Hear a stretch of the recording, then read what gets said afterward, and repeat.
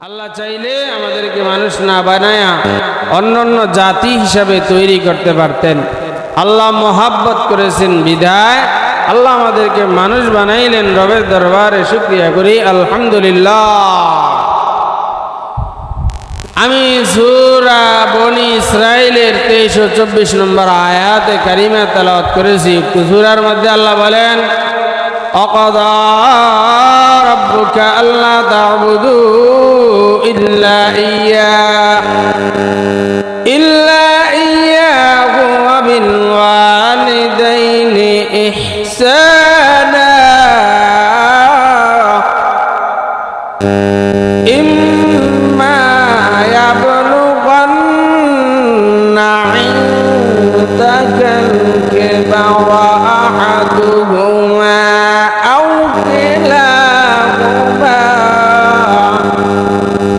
আও কিলাহুমা ওয়া কুল লাহুমা কওলান কারীমা। আল্লাহু আকবার। আল্লাহ তাআলা সূরা বনি ইসরাঈলের মধ্যে বলেন, অকদা রাব্বুকা আল্লা তা'বুদু, তোমাদের রব তোমাদেরকে নির্দেশ দিয়েছেন, আদেশ করেছেন, আল্লাহ তা'বুদু ইল্লা ইয়্যা, দুনিয়ার মধ্যে একমাত্র ইবাদত করবা, একমাত্র উপাসনা করবা, গোলামি করবা আমি আল্লাহর। আল্লাহ ছাড়া দুনিয়াতে আর কারো গোলামি করা যাবে না, উপাসনা করা যাবে না। কথা বলেন ঠিক কিনা? এটা কার নির্দেশ? আল্লাহর নির্দেশ। আল্লাহ বলেন, আল্লাহ তা'বুদু ইল্লা ইয়্যা। অন্য আয়াতের মধ্যে আল্লাহ বলেন, ওয়া'বুদুল্লাহ ওয়ালা তুশরিকু বিহি শাইআ। অন্য আয়াতের মধ্যে আল্লাহ বলেন, ওয়া'বুদুল্লাহ, তোমরা এক আল্লাহর ইবাদত বন্দেগী করো, এক আল্লাহর গোলামি করো, এক আল্লাহর উপাসনা করো। ওয়া'বুদুল্লাহ ওয়ালা তুশরিকু বিহি, আর একটা কাজ করবা, গোলামি করবা আল্লাহর। আর একটা তোমাদের কাজ করা লাগবে, সেটা হলো ওয়ালা তুশরিকু বিহি শাইআ, আল্লাহর সাথে কোনো মূর্তিকে শরীক করা যাবে না, আল্লাহর সাথে কোনো প্রধানমন্ত্রীকে শরীক করা যাবে না, আল্লাহর সাথে অন্য কোনো বস্তুকে শরীক করা যাবে না। কারণ হলো একমাত্র ইবাদত পাওয়ার যোগ্য আমার আল্লাহ। আল্লাহ ছাড়া কাউকে গোলামি করা যাবে না, আল্লাহ ছাড়া কারো উপাসনা করা যাবে না। এজন্য আল্লাহ বলেন,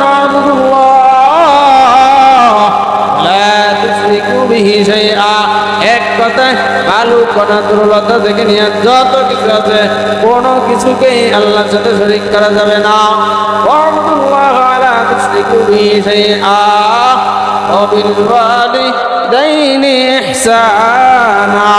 আল্লাহ তাআলা সূরা বনি ইসরাঈলের 23 ও 24 নম্বর আয়াতের মধ্যে বলেন, আল্লাহ তা'বুদু ইল্লা ইয়্যাহু ওয়া বিল ওয়ালিদাইনি ইহসানা।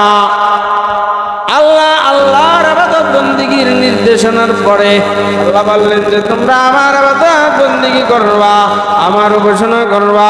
এরপরে আল্লাহ বলে দিয়েছেন, ওয়া বিল ওয়ালিদাইনি ইহসানা, পিতা মাতার সাথে সদাচরণ করবা। আল্লাহু আকবার। আল্লাহ তাআলা বলেন তো দেখি, আল্লাহর ইবাদতের পরে পিতা মাতার সাথে সদাচরণের কথা বলছে কেন বলছে? বুঝতে হবে বিষয়টা অনেকটাই তাৎপর্য বহন করে, অনেকটা গুরুত্ব বহন করে। কারণ আল্লাহর নির্দেশ পালনের সাথে সাথে আল্লাহ বলছেন পিতা মাতার সাথেও ভালো আচরণ করবা, পিতা মাতার সাথে সদাচরণ করবা। ওয়া বিল ওয়ালিদাইনি ইহসানা ইম্মা ইয়াবলুগান্না ইনদাকাল কিবারা আহাদুহুমা। আল্লাহ বলেন, যদি তোমরা তাদের দুইজনের একজনকে পাও, ইম্মা ইয়াবলুগান্না ইনদাকাল কিবার, বয়োবৃদ্ধের সময়ে তোমরা যদি তাদের দুইজনের একজনকে পাও, আহাদুহুমা আও কিলাহুমা, অথবা দুইজনকে পাইলা, ফালা তাকুল লাহুমা উফিন, কয় তারা বয়োবৃদ্ধ হয়ে গেলে বাচ্চাদের মতো হয়ে যায়, তারা কথাবার্তা একটু উল্টা পাল্টা বলে, তাদের চলাফেরাও একটু বাচ্চাদের মতো থাকে। তখন আল্লাহ বলতে চান ফালা তাকুল লাহুমা, তখন তাদের আচরণে তাদের উল্টা পাল্টা যদিও তারা কোনো কারণে বলে, বয়োবৃদ্ধ হওয়ার কারণে কয়, তারপরেও তোমার দৃষ্টিতে উল্টা পাল্টা মনে হইল, তোমার পিতামাতার কথাবার্তার কারণে ফালা তাকুল লাহুমা উফিন, তুমি উফ শব্দ বলা যাবে না। আল্লাহ বলেন তুমি উফ শব্দ বলিও না। সুবহানাল্লাহ, কি বলা যাবে না? উফ শব্দ বলা যাবে না। ফালা তাকুল লাহুমা উফিন ওয়ালা তানহারহুমা, আমার আল্লাহ বলেন তোমরা পিতামাতার দুইজনের একজনকে কোনো কথার কারণে, কোনো বিষয়ের কারণে তানহারহুমা, তাদেরকে ধমক দেওয়া যাবে না। ওয়াকুল লাহুমা আখফিদ লাহুমা জানাহাদ যুল্লি মিনার রাহমা, ওয়াকুল লাহুমা কাওলান কারীমা। আল্লাহ তাআলা বলেন পিতামাতা বয়োবৃদ্ধ থাকুক, জোয়ান থাকুক আর বুড়া থাকুক, সব সময় তাদের সাথে উত্তম আচরণ করবা, সঠিক আচরণ করবা। ওয়াকুল লাহুমা কাওলান কারীমা ওয়াখফিদ লাহুমা জানাহাদ যুল্লি মিনার রাহমা, আর তুমি তোমার পিতা মাতার জন্য ওয়াখফিদ লাহুমা জানাহাদ যুল্লি মিনার রাহমা, রহমতের যেই দুই ডানা আছে এই দুই ডানা বিছায়া দাও। সুবহানাল্লাহ, রহমতের ডানা কি করে দিতে বলছে? বিছায়া দিতে বলছে। ওয়াখফিদ লাহুমা জানাহাদ যুল্লি মিনার রাহমা, এরপরে আমার আল্লাহ পৃথিবীতে এই দোয়াটা শিখিয়ে দিলেন, ও সন্তান তুমি তোমার পিতামাতার জন্য কিভাবে দোয়া করবা এটা আল্লাহ নিজে শিখিয়ে দিলেন। ওকুল রব্বির হামহুমা কামা রাব্বায়ানি সগীরা।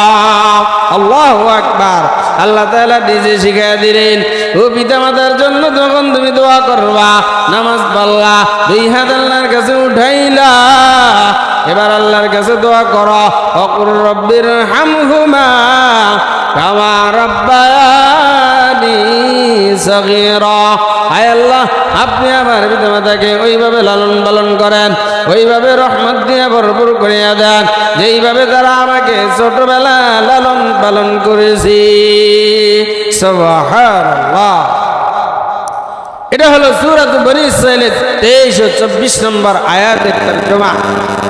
হাদিসের মধ্যে রাসূলুল্লাহ সাল্লাল্লাহু আলাইহি ওয়াসাল্লাম থেকে বর্ণিত হাদিস, বুখারী শরীফের মধ্যে আছে, আন আবি হুরায়রা রাদিয়াল্লাহু তাআলা আনহু قال قال رسول الله صلى الله عليه وسلم قالوا يا رسول الله من حق بحسن صحابتي।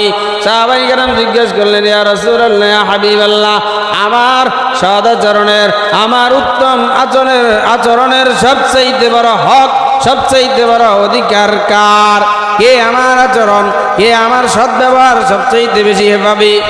আল্লাহ রাসূল সাল্লাল্লাহু আলাইহি ওয়াসাল্লাম বলেন, উম্মুকা, তোমার মা। এরপরে আবার জিজ্ঞেস করলেন, সুম্মা ক্বালা ইয়া রাসূলুল্লাহ, আতবার রাসূল সাল্লাল্লাহু আলাইহি ওয়াসাল্লাম বলেন, সুম্মা উম্মুকা, আবার জিজ্ঞেস করলেন, সুম্মা মান, এরপরে কার সাথে সদাচরণ করব? এর তৃতীয় নম্বরে বললেন ক্বালা উম্মুকা, তোমার মায়ের সাথে।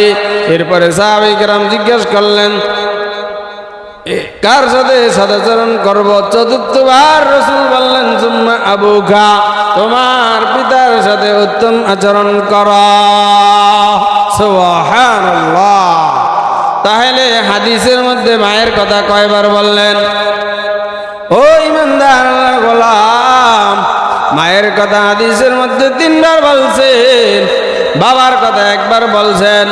এবার বলেন তো দেখি, তাহলে মার যত মর্যাদা আছে বাবার কি কোনো মর্যাদা নাই?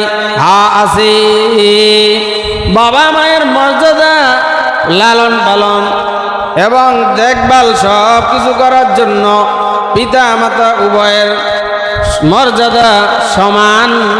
কিন্তু রাসূল মায়ের কথা তিনবার হাদিসের মধ্যে বলছেন কেন? তিনবার হাদিসের মধ্যে বলছেন এই কারণে যে তুম্মা উম্মুকা তিনবার বলছেন। প্রথমবার মায়ের কথা বলছেন এজন্য বাবার চাইতে মায়ের তিনটা কষ্ট বাবার তুলনায় বেশি। কয়টা কষ্ট? তিনটা কষ্ট বাবার তুলনায় মায়ের বেশি। এজন্য আল্লাহর রাসূল সাল্লাল্লাহু আলাইহি ওয়াসাল্লাম মায়ের কথা তিনবার বলছেন। এক নম্বর হলো মা তার সন্তানটাকে 10 মাস 10 দিন গর্ভে ধারণ করে। এই গর্ভে ধারণ করতে গিয়া মায়ের যেই কষ্ট হয়, এই কষ্টের বর্ণনা পৃথিবীর কোনো বাবা দিতে পারবে না। কথা বলেন ঠিক কিনা? এরপরে আরেকবার বলার কারণ হলো মা সন্তানকে প্রসবকালীন সময়ে যে একটা ব্যথা বা বেদনা ভোগ করেন, এটা পৃথিবীর একমাত্র মা ছাড়া পৃথিবীর কোনো বাবা বলতে পারবে না। এজন্য দ্বিতীয়বার মায়ের কথা বলছেন। 3 নম্বরে সন্তান প্রসব লাভ করার পরে সন্তানকে 2 বছর থেকে নিয়ে 2.5 বছর পর্যন্ত লালন পালন করা, দুধ পান করানোর দায়িত্ব কার বলেন তো? মার। বাবা দুধ পান করায় না, মা করান। এজন্য তৃতীয়বারের কথা বলছেন। এই 3 কারণে মায়ের কথা রাসূল 3 বার বলছেন। অন্যথায় পিতা মাতা উভয়ের মর্যাদা আল্লাহ তাআলার কাছে সমান, কিন্তু 3টা দিক দিয়া তার মায়ের মর্যাদা বেশি। ও ইমানদার আল্লাহর গোলাম, সন্তান যখন মায়ের গর্ভের মধ্যে আসি, তখন ওই মা এই সন্তানকে গর্ব করিয়া কোথায় যায় না, কারো বাসাতে যায় না, কোনো দিকে বেড়াইতে যায় না। ওয়াসাইনাল ইনসানা বিওয়ালিদাইহি হামালাতহু উম্মুহু ওয়াহনান আলা ওয়াহনি ওয়া ফিসালুহু ফি আমাইনি আনিশকুর লি ওয়া লিওয়ালিদাইক। আল্লাহ বলেন যে তুমি তোমার পিতা মাতার সাথে সদাচরণ করো। হামালাতহু উম্মুহু ওয়াহনান আলা ওয়াহনিন, যুগের পরে যুগ, বছরের পরে বছর, সময়ের পরে সময় তারা তোমাকে নিয়ে কষ্ট করেছে, তোমাকে লালন পালন করেছে। ওয়াফিসালুহু ফি আমাইন, 2টা বছর থেকে নিয়ে 2.5টা বছর মা তোমাকে দুধ পান করাইছে। কথা বলেন ঠিক কিনা? এবং আল্লাহ বলেন আনিশকুরলি, আমি আল্লাহ শুকরিয়া করো। ওয়াবিল ওয়ালিদাইক, সাথে সাথে তোমার পিতা মাতারও শুকরিয়া করো। সুবহানাল্লাহ। চিন্তা করছেন তো পিতা মাতা সন্তানকে জন্ম দিছে, এটা আর শুকরিয়া করার কথা বলার দরকার আসেনি। এটা একজন মানুষ যার ন্যূনতম জ্ঞান আছে সেও বোঝে, কিন্তু আল্লাহ তারপরও কেন বললেন যে আমি আল্লাহর শুকরিয়া করবা? তো পিতা মাতারও কি করা লাগবে? শুকরিয়া করা লাগবে।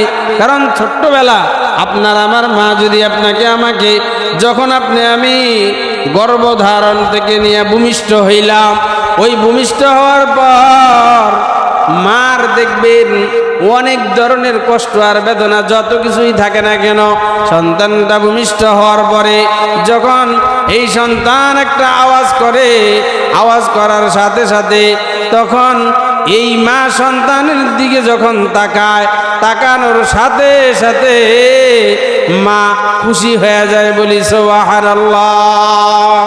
হ্যাঁ, মা কি হয়ে যায়? খুশি হয়ে যায়। তার যত কষ্ট এবং বেদনা ছিল এগুলো আর কিছুই থাকে না।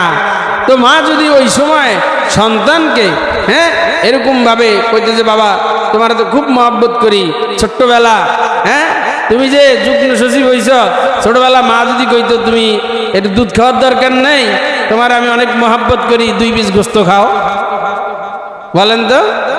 এই ছোট্টবেলা যদি 2 পিস গোস্ত খাওয়া দিত মায়, তাহলে সন্তানটা কি বাঁচত না মারা যায়? অবশ্যই মারা যায়। একটা সামান্য টুকরা গলায় আটলে মানুষ মারা যায়। তো ওই ছোট্ট বাচ্চা মা যদি বলতো তোমাকে খুব মহব্বত করি, তুমি একটা আপেল খাও, হ্যাঁ, তা আপেল খাইলে এই ছোট্ট বাচ্চা বাঁচত না? আল্লাহু আকবার, আল্লাহু আকবার। দেখেন মায়ের স্তনের মধ্যে আল্লাহ তাআলা এই ছোট্ট বাচ্চা গর্ভ ধারণ করার পরে বাঁচার জন্য এমন একটা অবস্থা, এমন একটা খাদ্য দান করেছেন, যেই খাদ্যটা দেখবেন একেবারে গরম না। যদি বেশি গরম হয় তাহলে সন্তান খাইলে জিহ্বা পড়ে যাবে, আবার একেবারে ঠান্ডাও না। যদি বেশি ঠান্ডা হয় তাহলে সন্তান খাইলে পেটের ভিতরে ট্রাভেল হবে। এজন্য আল্লাহ ওই খাবারটাকে সবসময় এমন একটা কুসুম কুসুম গরমের মধ্যে রাখেন। ওই সন্তান এই মায়ের স্তনের দুধ খাওয়ার পরে তার পেটে সমস্যা হয় না, বরঞ্চ অন্যান্য খাবারের চাইতে এই খাবারের দ্বারা এই সন্তানের পুষ্টি ভিটামিন আরো বহুগুণে কি পায়, বৃদ্ধি পায়। সুবহানাল্লাহ। বাবা পাশে শুয়ে থাকে, সন্তান যখন ওয়াও করে ডাক দেয়, বাবা খবরও নেই, মায় কিন্তু 5 থেকে 6 বার দুধ খাওয়ান শেষ। বাবা কইতে পারে? কইতে পারে না। মায় 5-6 বার দুধ খাওয়া ফেলছে সন্তানকে, বাবারে ধাক্কা দিয়ে ঘুম থেকে উঠানো যায় না। সন্তান সামান্য ওয়াও সাথে সাথে মা সজাগ, দেরি হয় না, সাথে সাথে ওইটা সন্তানকে আগে দুধ পান করায়। হ্যাঁ, সন্তানকে সবাই কোলে নেয়, যত চেষ্টা করে কান্না বন্ধ হয় না। মা এসে যখন কোলে নেয় আর সন্তানের কোনো কান্না নাই, অটোমেটিক কান্না বন্ধ হয়ে যায়। সুবহানাল্লাহ। সন্তান শীতের দিনে একবার পেশাব করে দেয়, তো মা ওই জায়গাটায় একটা কাপড় বিছায় নিজে শোয়, সন্তানটাকে আবার শুকনো জায়গায় শোয়ায়, আবার ওখানে পেশাব করে দেয়, আবার মা ওই জায়গায় শুয়ে আবার শুকনো জায়গায় নিয়ে সন্তানকে শোয়ায়। আজকে সেই সন্তান যুগ্ম সচিব হয়, কুয়েটের শিক্ষক হয়। তুমি তো কি শিক্ষা অর্জন করলা? এই শিক্ষা তোমার মাথায় ছুঁড়ে মারা দরকার। Education is the backbone of the nation. এডুকেশনের লগে শিক্ষা কি? জাতির মেরুদণ্ড। জাতির কি মেরুদণ্ড? কোন শিক্ষা? এই শিক্ষা যদি জাতির মেরুদণ্ড হয়, যে সন্তান এতগুলো যোগ্য সন্তান থাকতে মা 4 দিন রুমের ভিতরে নিজের লাশ নিজে পইরা পচ্ছা করলে যায়, সন্তান বলতে পারে না। অথচ এই সন্তানের উচিত কি ছিল বলে? উচিত ছিল মায়ের একবারে যত ধরনের, এই পর্যন্ত আমরা যতগুলো সংবাদ পেয়েছি যে মা, আমি ওই দিন নিজে দেখে আসি সরোয়ার্দী হাসপাতালের সামনে এক বয়োবৃদ্ধ মহিলা, জিজ্ঞেস করলাম আপনার সন্তান নাই? মানে ওনার জামা কাপড় সব পেশাব পায়খানা কইরা একবারে এলোমেলো করে ফেলছে। তো জিজ্ঞেস করলাম কে ফেলায় গেছে, কোনো খবর নাই। তো ওনাকে জিজ্ঞেস করা হলো আপনার ছেলে নাই? ছেলে আছে, একজন বলি, আরেকজন আছে আমেরিকা থাকে, এখন এখানে কেউ নাই। হ্যাঁ, তাদের মহিলারা থাকে, পেশাব পায়খানা করে, দেখে সরোয়ার্দী হাসপাতালের সামনে না পালাই দিয়া গেছে গা। তো দেখেন, এই যে এদেরও তো সন্তান আছে, এবং শিক্ষিত সন্তান, যোগ্য সন্তান। আজকে সন্তান তার মা বাবা, শোনেন, মান জাদ্দা ওয়াজাদা, যে চেষ্টা করে সে সফল হয়। কামা তাদিনু তুদানু, মানুষের কর্ম যেমন হয় ফল কেমন হবে তেমনই হবে। আজকে আপনি আপনার বাবা মাকে বৃদ্ধাশ্রমে রেখে আসবেন, সরোয়ার্দী হাসপাতালের সামনে রেখে আসবেন, এক রুমের ভিতরে বসে গেলে আপনার মা মারা যাবে। তো ওয়েট অ্যান্ড সি, আপনি এবং ওয়েট করেন এবং অপেক্ষা করেন, দেখেন আপনার পরিণতি তাই হবে। আপনি যেমন আচরণ করবেন ফলাফল হিসাবে তাই আপনি পাবেন। একদিন আপনিও মা হবেন, আপনিও বাবা হবেন, বয়োবৃদ্ধ হবেন, হওয়ার পরে আপনি বাবা মার সাথে যে আচরণ করেছেন, আপনি কাল কিয়ামতের ময়দানে ঠিক ওরকমই আচরণ আবার পাবেন। এজন্য আল্লাহ বলেছেন ফালা তাকুল্লাহুমা উফিন। আরে পিতা মাতা বয়োবৃদ্ধ হওয়ার কারণে অনেক কথা উল্টাপাল্টা বলে। মাছ একটা আনছে, জিজ্ঞেস করে বাবা মাছটা কত? কয় 150 টাকা। কয় কত? 150 টাকা। কত? 150 টাকা। 3 বার এবারে সন্তান ধমক দেয়, এতবার জিজ্ঞেস করেন কা? বলছি না। কিন্তু এই সন্তানটাই আপনি যখন ছোট ছিলেন বাবার কাঁধে উঠছিলেন, ওঠার পরে আপনাকে নিয়ে বাহিরে বের হয়েছে, আপনার সন্তান হিসাবে যখন গাছের উপর একটা কাক দেখছিলেন, জিজ্ঞেস করছিলেন বাবাকে যে বাবা এটা কি? তখন বাবাই কয় সন্তানকে, বাবা এটা কাক। আবার সন্তানে কয় এটা কি, কয় কাক।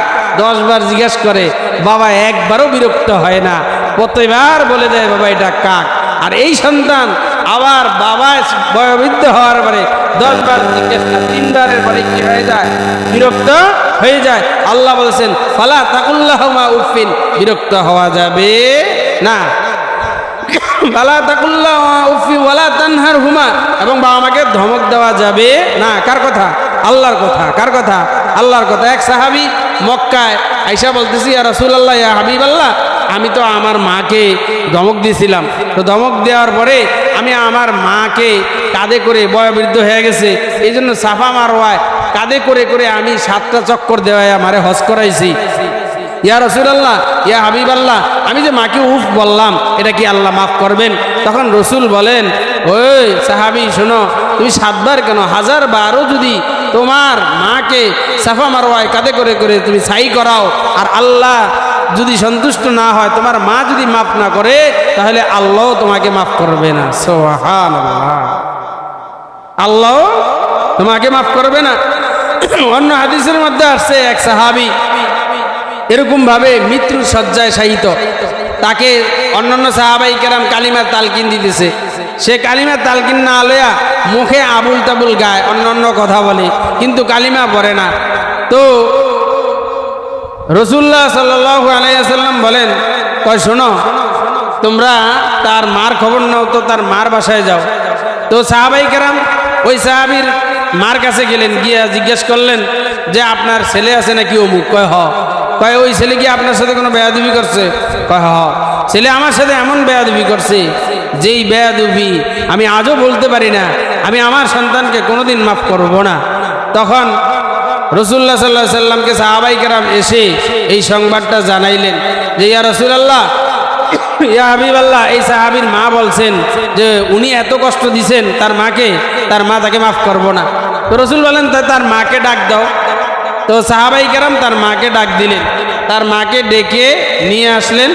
আনার পরে এখন তার মাকে বললেন যে আপনার সন্তানকে আপনি কি মাফ করবেন? রাসূল জিজ্ঞেস করলেন, কয় না, সে আমাকে এত কষ্ট দিছে, আমি তাকে মাফ করতে পারি না।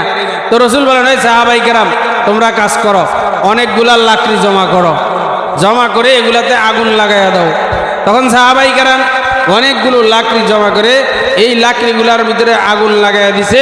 এবার আগুন ধাউ ধাউ ধাউ ধাউ করে জ্বলা শুরু হলো। তখন মায়ের সামনে রাসূল বলেন, সাহাবীরা, তোমরা এই সাহাবীকে জীবিত এই আগুনের ভিতরে নিক্ষেপ করো, তার মায়ের সামনে সে জ্বলে পুড়ে ছাই হয়ে যাক।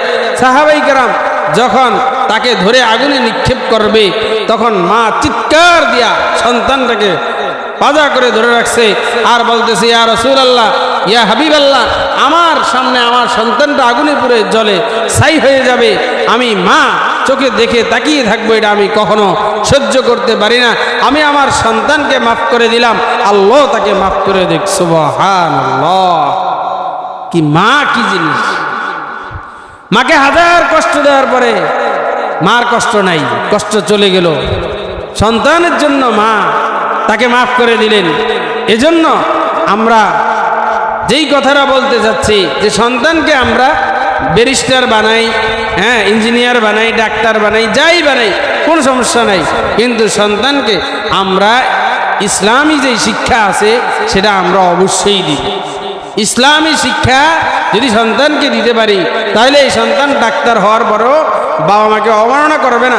দেখেন আপনারা খোঁজ নিয়া, হ্যাঁ, যত খোঁজ নিবেন, হ্যাঁ, যত ধরনের বৃদ্ধাশ্রম আছে, যেখানে যাবেন খোঁজ নিয়া আপনি যদি দেখেন, খোঁজ করে পাবেন ওখানে কোনো দিনদার ব্যক্তির সন্তান বাবা মা বৃদ্ধাশ্রমে নাই, কোনো আলেম হাফেজের বাবা মা বৃদ্ধাশ্রমে নাই।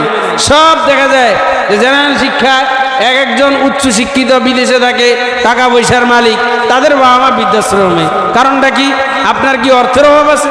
কিসের অভাবে বাবা মার অবহেলিত, বাবা মা আজকে লাঞ্ছিত?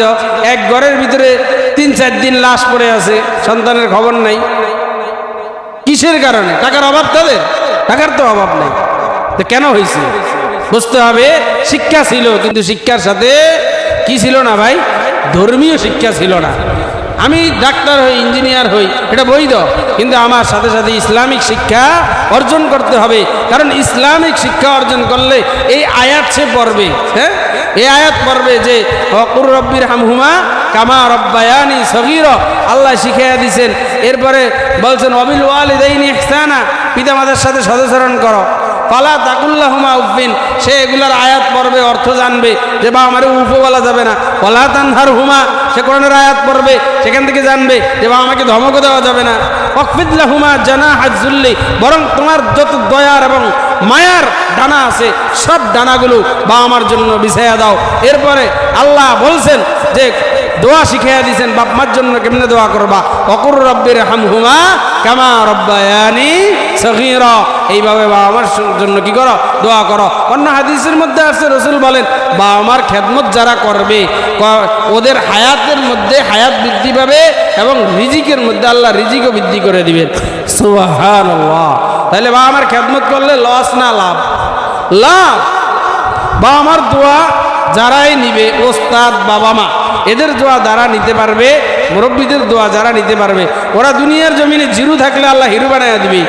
আর যদি বাবা মা ওস্তাদের দোয়া না থাকে, ও হিরু থাকবে কিন্তু বদদোয়ার কারণে জিরু হয়ে নিক্ষিপ্ত হয়ে ধ্বংস হয়ে যাবে। কথা বলেন ঠিক কিনা? আল্লাহ তাআলা আমাদের সবাইকে বাবা মার সাথে উত্তম আচরণ করে দুনিয়াতে জান্নাত কামাই করার তৌফিক দান করুন। সকলে বলি আমিন।